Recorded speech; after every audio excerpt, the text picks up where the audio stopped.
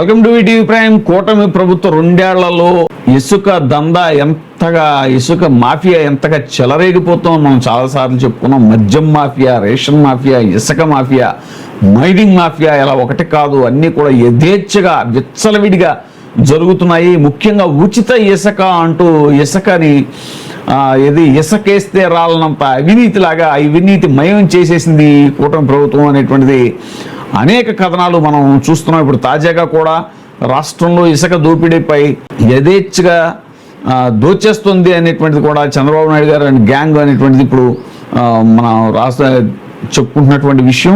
రాష్ట్రంలో చంద్రబాబు కూటమి ప్రభుత్వం తీరు దొంగ అని అరిచినట్టుంది. నక్క చిత్తులతో ప్రజలను మాయ చేయాలని చూస్తుంది. ఉచిత ఇసుక ముసుగులో రాష్ట్రంలో యథేచ్ఛగా జరుగుతున్నటువంటి ఇసుక దోపిడీని కప్పిపుచ్చుకునేందుకు ఎప్పట్లాగే తప్పుడు ప్రచారానికి దిగింది. తానే ఇసుక దందా నడుపుతూ గతంలో అక్రమాలు జరిగాయి అని విష ప్రచారం చేస్తోంది. గతంలో అక్రమాలు జరిగాయని ఇందుకు ఈనాడు తానా అంటోంది. ఈ క్రమంలో జగన్ హయాంలో ఇసుక దోపిడీ జరిగిందని, దానికి భారీగా జరిమానాలు విధిస్తున్నారంటూ అడ్డగోలుగా కథనం ఒకటి ఈనాడు రాసుకొచ్చే ప్రయత్నం చేసింది. ప్రస్తుతం చంద్రబాబు కూటమి ప్రభుత్వంలో 2014-19 మధ్య చంద్రబాబు ప్రభుత్వంలో ఇసుక అక్రమ తవ్వకాలు ఇష్టానుసారంగా సాగాయి. సాక్షాత్తు సీఎం చంద్రబాబు ఇంటి వెనక కోతవేడు దూరంలోనే ఇసుక మాఫియా కృష్ణానదిని కొల్లగొట్టడంపై 2019 ఏప్రిల్ 4వ తేదీన ఎన్జీటీ ఆగ్రహం వ్యక్తం చేసింది. ఈ అక్రమాలకు కళ్ళెం వేస్తూ అప్పటి చంద్రబాబు ప్రభుత్వానికి 100 కోట్ల జరిమానా సైతం విధించింది. రాష్ట్రంలో ఇసుక అక్రమాలపై గత ప్రభుత్వంలో ఏర్పాటు చేసిన సిట్ కూడా కేసు నమోదు చేసింది. ఇప్పుడు కూడా అదే ప్రాంతంలో ఇసుక తవ్వకాలు ఇష్టానుసారంగా జరుగుతున్న చంద్రబాబు పట్టించుకున్నటువంటి పాపాను పోలేదు అనేటువంటి సమాచారం. వైఎస్ జగన్ ప్రభుత్వ హయాంలో పారదర్శక ఇసుక విధానం అమలైంది. 2019 వరకు ఇసుకపై ₹1 ఆదాయం రాని పరిస్థితుల్లో పారదర్శకంగా టెండర్ల ప్రక్రియ నిర్వహించి ఏడాదికి 750 కోట్ల ఆదాయం వచ్చేలాగా జగన్మోహన్ రెడ్డి గారి ప్రభుత్వం ఇసుక పాలసీని తీసుకొచ్చింది. 5 ఏళ్లలో ఇసుక ద్వారా ప్రభుత్వానికి 3750 కోట్ల ఆదాయం లభించింది. అప్పుడు వైసీపీ ప్రభుత్వంలో ఆదాయం రావడమే కాకుండా ఇసుక తవ్వకాలు క్రమబద్ధంగా జరిగాయి. ప్రజలకు సులభతరంగా ఇసుక అందుబాటులోకి వచ్చింది. ధరలు కూడా టీడీపీ ప్రభుత్వం కంటే బాగా తగ్గాయి. 2024లో చంద్రబాబు కూటమి ప్రభుత్వం అధికారంలోకి రావడంతో మళ్లీ ఇసుక దందా మొదలైంది. ఎన్నికల ఫలితాలు వచ్చి రావడంతోనే జగన్ ప్రభుత్వం వర్షాకాలంలో ఇసుక కొరత రాకుండా చూసేందుకు రాష్ట్ర వ్యాప్తంగా 70కి పైగా రీచ్ల్లో నిల్వ చేసినటువంటి 80 లక్షల టన్నుల ఇసుకపై టీడీపీ నేతల కన్ను పడింది. నేతలు ఎక్కడికక్కడ ఇసుక యార్డులను స్వాధీనం చేసుకుని యథేచ్ఛగా అమ్మేసుకున్నారు. సగానికి పైగా ఇసుక అమ్మేసుకున్నాక యార్డుల్లో పెద్దగా నిల్వలు లేవు అంటూ మిగిలిన కొద్దిపాటి ఇసుకను ప్రజలకు విక్రయించారు. అనంతరం ఉచిత ఇసుక విధానం అని చెప్పి రీచ్లు, స్టాక్ యార్డుల్లో ధరల పట్టికలు పెట్టి మరీ ఎక్కువ ధరకు అమ్ముతున్నారు. తవ్వకం ఛార్జీలు, లోడింగ్ ఛార్జీలు, రవాణా ఛార్జీలు అన్నీ కలిపి టన్ను ఇసుక 1000 నుంచి 2000 వరకు విక్రయిస్తున్నారు. అన్ని జిల్లాల్లో ఇసుక రీచ్లు, డీసిల్టింగ్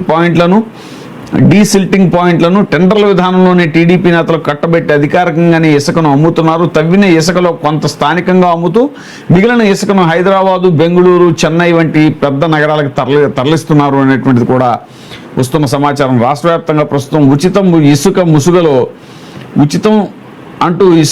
ఉచిత ఇసుక అనేటువంటి ముసుగులో అక్రమాల పర్వం యథేచ్ఛగా కొనసాగుతోంది. కూటమి మంత్రులు, ఎమ్మెల్యేలు నదులు, వాగులు, వంకలే కాకుండా పొలాలను కూడా వదలకుండా ఇష్టం వచ్చినట్టు ఇసుక తవ్వి అక్రమంగా తరలించి అమ్ముకుంటున్నారు. గోదావరి, కృష్ణా, పెన్నా, చిత్రావతి, నాగావళి ఇలా అన్ని నదుల్లో కూడా యథేచ్ఛగా ఇసుక అక్రమ రవాణా సాగుతోంది. నేషనల్ గ్రీన్ ట్రిబ్యునల్ ఆదేశాలు పట్టించుకోకుండా, సుప్రీంకోర్టు సూచనలు సైతం లెక్క చేయకుండా అనుమతి లేని రీచ్ల్లో కూడా ఇసుకను తోడేస్తున్నారు.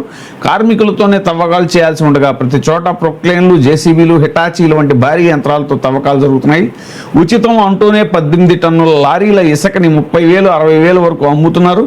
30 నుంచి 60,000 వరకు. ఎన్టీఆర్ జిల్లా సరిహద్దుల నుంచి హైదరాబాద్కు, అనంతపురం సరిహద్దుల నుంచి కర్ణాటకకు, చిత్తూరు సరిహద్దు నుంచి కర్ణాటక, తమిళనాడుకు భారీ ఎత్తున ఇసుక అక్రమంగా తరలిపోతుంది. అన్ని చోట్ల కూడా కూటమి ఎమ్మెల్యేల కనుసన్నల్లోనే అక్రమాలు జరుగుతున్నాయి. వారి ఆధ్వర్యంలోనే అక్రమ తవ్వకాలు జరుగుతుండగా చిన్నబాబుకు ఆ మేరకు కమిషన్లు టంచనగా చేరిపోతున్నాయి అంటూ కూడా ఒక సమాచారం. చిన్నబాబుకు కప్పం చెల్లిస్తూ ఎక్కడికక్కడ ఎమ్మెల్యేలు, టీడీపీ నేతలు నదులు, వాగులను కొల్లగొడుతూ 1000 కోట్ల సొమ్ము చేసుకుంటున్నారు. ఈ ఇసుక దందాన్ని దాచిపెట్టేందుకు గతంలో అక్రమాలు జరిగాయని, అక్రమాలకు జరిమానాలు విధిస్తున్నారని ఇల్లో మీడియా అండతో చంద్రబాబు అనుకో ప్రచారం చేస్తోంది అనేటువంటిది వస్తున్నటువంటి సమాచారం. ఇక రాజమండ్రి మాజీ ఎంపీ భరత్ కూడా ఈ విషయం మీద చాలా గట్టిగా స్పందించారు. జగన్ ప్రభుత్వంలో అత్యంత పారదర్శకంగా ఈ టెండర్లు పిలిచామని, ఖజానాకు వార్షికంగా 750 కోట్లు, తద్వారా 5 ఏళ్లలో ప్రభుత్వానికి 3750 కోట్ల ఆదాయం సమకూరింది ఇసుక ద్వారా అంటూ కూడా చెప్పడం జరిగింది. ఉచిత ఇసుక అంటూ ఇప్పుడు బాబు సర్కార్ ఘరానా మోసం చేస్తోందని చెప్పేసి కూడా ఆయన అన్నారు. గోదావరి జిల్లాలో ఒక్కో ఎమ్మెల్యే ఇసుక ద్వారా కోట్ల రూపాయల సంపాదన ఆర్జిస్తున్నారని కూడా మార్గాన్ భర్త చెప్పారు. మంత్రి నారా లోకేష్ కనుసన్నల్లో టీచర్ రిక్రూట్మెంట్ స్కామ్ జరిగినట్టు ఆధారాలతో సహా వెలుగులోకి రావడంతో దానికి సమాధానం చెప్పుకునే ధైర్యం లేక గత ప్రభుత్వంలో ఇసుక అక్రమాలు అంటూ పచ్చపత్రికలో వార్తలు రాయించి మరో డైవర్షన్ పాలిటిక్స్కి చంద్రబాబు ప్రభుత్వం తెరలేపిందని వైఎస్ఆర్సీపీ జాతీయ అధికార ప్రతినిధి మాజీ ఎంపీ మార్గాన్ భరత్రామ్ ఆగ్రహం వ్యక్తం చేశారు. రాజమహేంద్రవరంలోని వైఎస్ఆర్సీపీ కార్యాలయంలో ఆయన మీడియాతో మాట్లాడుతూ వైఎస్ఆర్సీపీ ప్రభుత్వం 2014 నుంచి 19 వరకు జరిగినటువంటి అవినీతికి అడ్డుకట్ట వేసింది. ఇటు ప్రభుత్వానికి ఆదాయం వచ్చేలాగా అటు వినియోగదారుడికి సరసమైన ధరకు అందేలాగా కేంద్ర ప్రభుత్వ సంస్థ ద్వారా అత్యంత పారదర్శకంగా ఈ టెండర్లు నిర్వహించింది. రీచ్ల వద్ద నిర్వహణ ఖర్చులతో కలిపి టన్ను ఇసుకను 475 రూపాయలకే సరఫరా చేయటం, ఇందులో 375 రూపాయలు నేరుగా రాష్ట్ర ప్రభుత్వానికి చేరింది. రవాణా ఛార్జీలతో కలిపి ప్రతి నియోజకవర్గానికి ఇసుక రేట్లు ప్రకటించాం.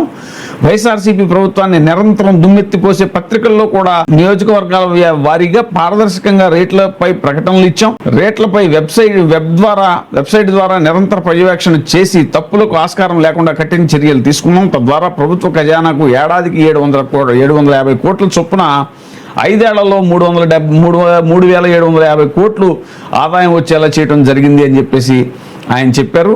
చంద్రబాబు ప్రభుత్వం వచ్చిన 2 ఏళ్లలో ఉచిత ఇసుక పేరుతో ఖజానాకు రావాల్సిన డబ్బును నాయకులు జేబుల్లో నింపుకుంటున్నారు. 2014-19 మధ్య అప్పటి టీడీపీ హయాంలో కూడా ఇసుక పేరుతో 19 జీవోలు ఇచ్చి ప్రభుత్వ ఖజానాకు ₹1 ఆదాయం కూడా రానివ్వకుండా రకరకాలుగా ఇసుక దోపిడీకి పాల్పడ్డారు. ఇప్పుడు కూడా అదే దోపిడీ విధానాన్ని కొనసాగిస్తున్నారు. గోదావరి జిల్లాల్లో ఒక్కో ఎమ్మెల్యే ఇసుక ద్వారా నెలకి ₹1 సంపాదిస్తున్నారు. వైఎస్ఆర్సీపీ ప్రభుత్వం వచ్చాక వారి బాగోతలన్నీ బయటపెట్టి చట్టపరమైన చర్యలు తీసుకుంటామని చెప్పేసి కూడా ఆయన చెప్పారు. ఇసుక అక్రమాల గురించి చంద్రబాబు అనుకో మాట్లాడటమే పెద్ద జోకు. రాష్ట్రంలో ఎక్కడైనా ఉచితంగా ఇసుక దొరుకుతుందేమో చంద్రబాబు చూపించాలి. అధికార దుర్వినియోగంతో ఇసుక మాఫియాని ఏర్పాటు చేసి మొత్తం దోచేస్తున్నారు అని కూడా ఆయన పేర్కొన్నారు. వైఎస్ఆర్సీపీ ప్రభుత్వం దిగిపోయే నాటికి స్టాక్ యార్డుల్లో నిల్వ ఉంచిన 80 లక్షల టన్నుల ఇసుకను కూటమి ప్రభుత్వం వచ్చి 4 రోజులు గడవక ముందే టీడీపీ నాయకులు యథేచ్ఛగా కొల్లగొట్టిన విషయాన్ని ఈ సందర్భంగా మార్గాన్ భరత్ గుర్తు చేశారు. టీచర్ ఉద్యోగం కోసం 15 లక్షలు వసూలు చేశారని బయటకు వచ్చిన ఆడియో టేపుల ద్వారా స్పష్టంగా తేలిపోయిందని, దీనిపై మంత్రి లోకేష్ నిరుద్యోగులకు వివరణ ఇవ్వాలని భరత్రామ్ డిమాండ్ చేశారు. సంక్షేమం అభివృద్ధి ఎవరి హయాంలో జరిగిందో చర్చించడానికి మంత్రి లోకేష్ చేసిన సవాళ్ళను స్వీకరిస్తున్నానని, దీనిపై బహిరంగ చర్చకు ఎప్పుడు ఎక్కడికి రమ్మన్నా సిద్ధం అని చెప్పేసి ఈ సందర్భంగా మార్గాన్ భరత్ సవాలు విసరడం కూడా జరిగింది.